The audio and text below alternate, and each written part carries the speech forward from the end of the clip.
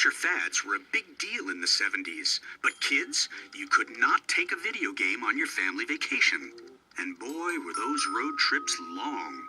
Still, we did see a lot of our country, and we traveled in a family station wagon. I was raised in a family of 7 kids. When you have 7 kids, you can't take plane trips, and planes at that time were really expensive. So when we went on vacation with our family, we took station wagon trips. And we had, a Vista Cruiser station wagon, which is the one that has the little windows along the top, and the back window would roll down. Our family went through 2 Ford Country Squire station wagons with those fake wooden decorations. And then when my dad got a little more well-to-do, we moved up to a Chrysler Town and Country, I think it was called, station wagon. It still had fake wood, but it looked much less fake. By the way, station wagons back then, in that what we called the way back, there were no seats, there were no seat belts. We bounced around back there like groceries that haven't been properly stowed. The way back could either face back towards the rest of the traffic or towards each other this way, or in fact it could face towards the front. They would make a bed in the back of the car where we would all lie back there, and they'd put all these games and toys, and they would roll the back window down, and we'd be throwing stuff out the back of the car. I remember going to Yellowstone and literally spending 12 hours in the car at a time. Yeah, it was awful, but the radio was great. Fish and chips and vinegar, vinegar, vinegar, fish and chips and vinegar, vinegar, pepper pot. You ended up singing the same songs over and over and over, not necessarily all together, but, and I don't mean 100 bottles of beer on the wall. I remember having make new friends, but keep the old. One is silver and the other is gold, stuck in my head like an earworm. Most family vacations often started in a suburban driveway. The station wagon became the equivalent of the ranch house. It was the moving suburban dwelling. My experience growing up in a suburb in the United States of America in 1978 was perpetuated in my experience in my family vacations. It was just that we were doing it in a mobile suburban dwelling rather than a stationary one. You sort of had to be prepared because you knew once you were in the car, whatever was near you was what you got. We did a lot of coloring. My brother was in the Boy Scouts, so he had Boy's Life, the magazine. I was in Girl Scouts, so I had American Girl, so you would save those for in the car. Maybe you had, a toy with you in the seat. I remember having a stuffed animal that I had to keep putting up to the window so it could get fresh air. And I'm sure that animal was probably speaking for me. But the trips were long, and you were at sometimes just inside the car, and that was your world.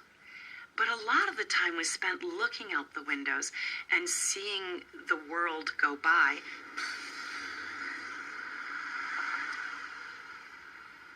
Just to show you how much fun we had back in the day, let's play a family game.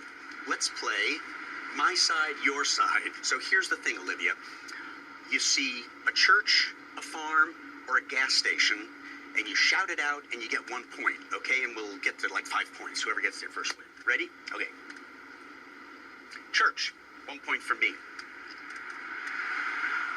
Farm, okay, 2 points.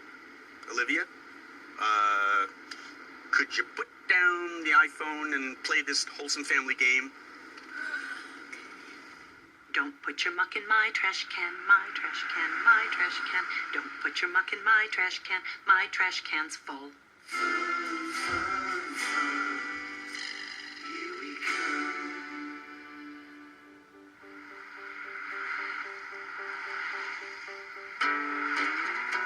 The 70s were a time of really exhilarating freedom and really exhilarating companionship and togetherness. I really bonded with friends. Like I had a couple of friends that I used to pretty regularly hitchhike with, and you'd have time to have those conversations that you wouldn't anywhere else in life. The 70s were great. They really were. People badmouth the 70s all the time. I don't really get that. I think it's completely unfair. You could hitchhike anywhere, and you felt safe. You just got in the car and you drove, and everything that you wanted was there. Freedom, happiness, fun, no restrictions. And the 1970s was the first time I ever saw an E-Type. And it was a seminal moment in my life.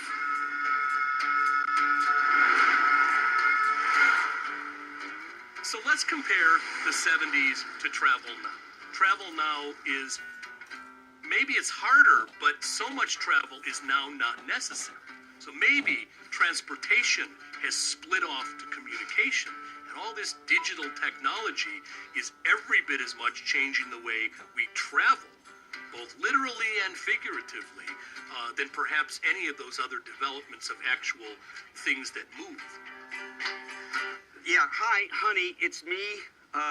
Listen, I need a ride. Yeah, I know, I need a ride. Can you pick me up, please? Okay, yeah, I don't know where I am. Annette? Annette! The battery's dead! Ah, technology!